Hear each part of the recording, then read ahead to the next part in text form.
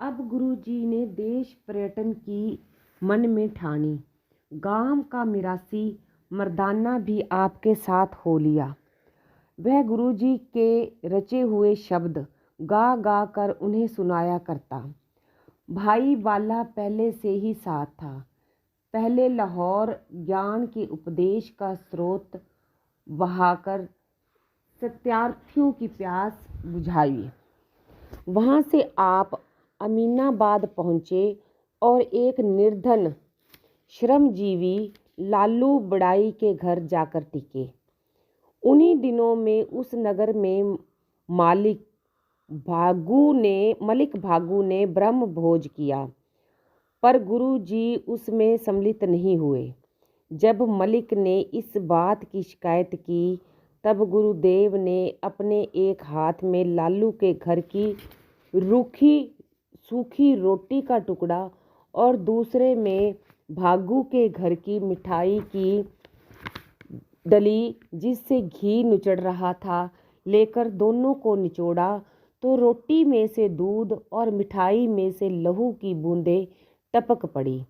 भागू को विस्मय सागर में डुबकियां खाते देख गुरुजी ने कहा, एक हक हलाल की कमाई है और दूसरी अत्याचार उत्पीड़न और हराम की। गुरुजी ने आकाशवाणी की, थोड़े दिनों में इन अत्याचारियों का बेड़ा डूब जाएगा।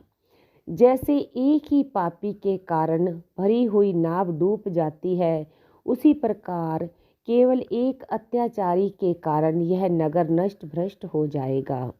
और हुआ भी ऐसे ही। थोड़े ही दिनों पीछे बाबर बादशाह ने अमीनाबाद की ईंट से ईंट बजा दी।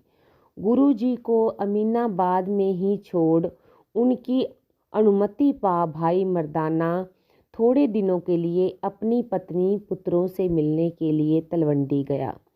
जब वह लौटा तो मेहता कालूचंद, माता तृप्ता तथा अन्य बड़े छोटे इष्टजनों और राय बुलार की ओर से भी यह संदेश लाया, नानक जी से कहना आकर हमसे मिल जाएं।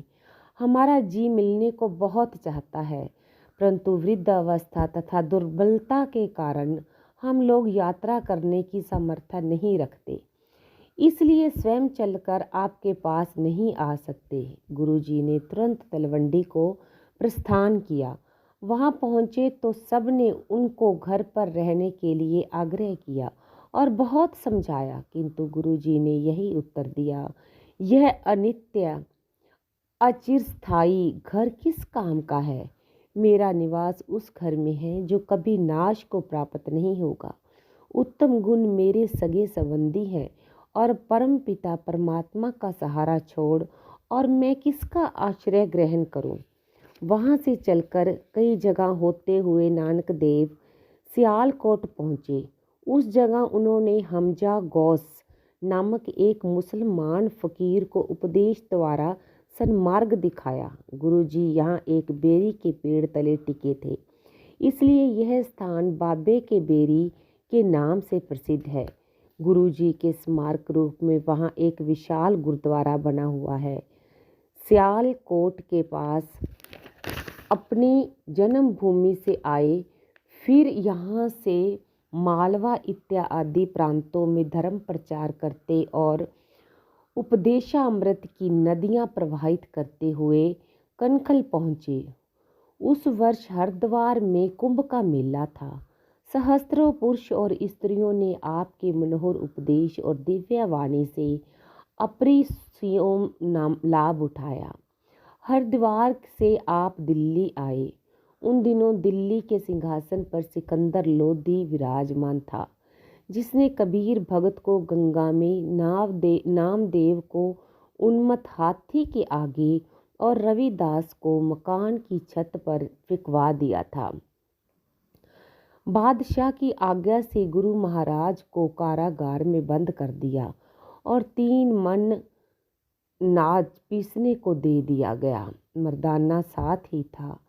वह यह देख बहुत घबराया, पर नानक जी ने उनको सांत्वना दी और अन्याय बंदियों को भी जो कारागार में असहाय यातनाएं भोग रहे थे, कहा कि कोई चक्की को हाथ ना लगाए और सब सुखपूर्वक सो जाओ। लीलामय भगवान की लीला। अगली सवेरे क्या देखने में आया कि गुरु जी के एक शब्द पढ़ते ही सब की सब चक्कियाँ आप से आप चलने लगी और देखते देखते सबका अनाज आप से आप पिस गया। कारागार के प्रबंधकर्ता ने तुरंत जाकर बादशाह को इस बात की सूचना दी। उसने आकर छिपे छिपे अपने नेत्रों से यह अविश्वसनीय और अद्भुत दृश्य देखा। तब चकित रह गया, गुरुजी से क्षमा प्रार्थना की और उनके आदेशानुसार सब हिंदू मुसलमान बंदियों को छोड़ दिया। बादशाह ने बहुसंख्या धन द्रव्य आपके चरणों को भेंट करना चाहा, किंतु आपने एक फूटी कौड़ी स्वीकार नहीं की। इसके पश्चात आपने मथुरा, आगरा, कानपुर, लखनऊ इत्यादि अनेक नगरों में धर्म प्रचार किया, जिसका लोगों पर आश्चर्यजनक प्रभाव पड़ा। उत्तर प्रदेश में आज भी आपके अनुयायियों की एक बहुत बड़ी संख्या पाई जाती है। ये लोग नानक पंथी कहलाते हैं। यहाँ होते हुए गुरुजी पहले कुरुक्षेत्र गए, फिर कुंभ के मेले पर अर्धवार पहुँचे। जब उन्होंने अनेक लोगों को गंगा में खड़े होकर सूर्य की ओर मुख करके अपने पितरों को जल चढ़ाते देखा, तब आप पश्चिम की ओर मुख करके यूं ही जल उछालने लगे। लोग उन्हें ऐसा करते देख कहने लगे, अरे मूर्ख, तू यह क्या कर रहा है?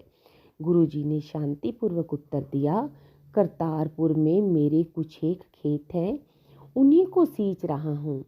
लोगों ने कहा, तेरी भी बहुत अच्छी बुद्धि है, भला 4 चुल्लू जल इतनी दूर क्यों कर पहुँच सकता है? इस पर गुरुजी बोले, जब मेरा जल करतारपुर तक भी नहीं पहुँच पाता, तब फिर तुम्हारा जल पितरलोक में क्यों कर पहुँच सकता है? यह सुनकर सब खिसकियाने हो गए। यहाँ से चलकर गुरुजी बिहार प्रांत में गए और अन्याय एक लोगों को छोड़ भीलों के मनुष्यभक्षी राजा कौड़ा राक्ष को भी अपने अनुपम उपदेश द्वारा सन्मार्ग पर ले आए और उससे आगे के लिए यह प्रण कराया कि मैं आगे कोई कुकर्म नहीं करूँगा।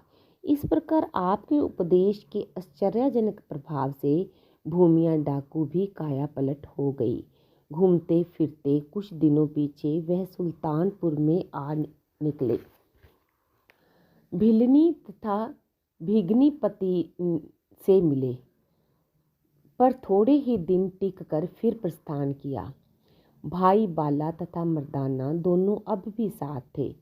बीकानेर, जोधपुर, अजमेर इत्यादि में अद्भुत ब्रह्म ज्ञान की शिक्षा से निसीम लाभ पहुंचाते हुए गुरुजी करनाल पहुंचे और उपदेश कार्य आरंभ कर दिया। आपकी शिक्षाप्रद और प्रभावपूर्ण वाणी को हिंदू मुसलमान दोनों समान श्रद्धा भाव तथा चाव से सुनते थे।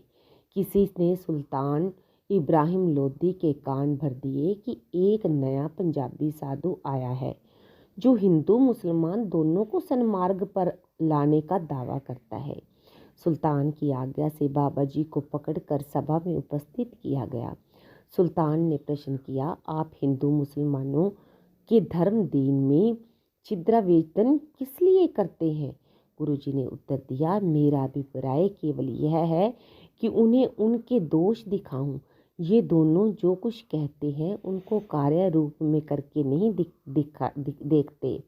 हिंदू मुसलमान और जाति पाति का भेद अप्राकृतिक और बनावटी है।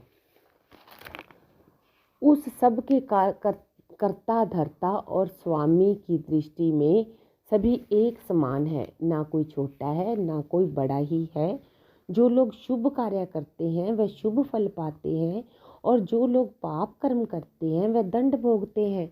जब कर्मों का लेखा जोखा होगा उस समय इस बात की ओर तनिक भी ध्यान नहीं दिया जाएगा कि अमुक हिंदू और अमुक मुसलमान। सुल्तान को आपकी यह उक्ति नितांत हो उठी और उसके आदेशानुसार गुरुजी बंदी गृह की काल कोठरी में डाल दिए गए। उपरोक्त